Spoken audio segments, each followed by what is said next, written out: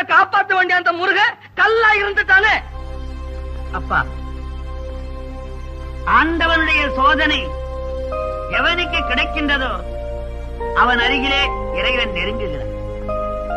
சோதனை செய்த மாணவன் தான் மேல் வகுப்புக்கு போகிறான். தட்டி ராவி எடுத்த தங்கம் அணிகலமாகிறது.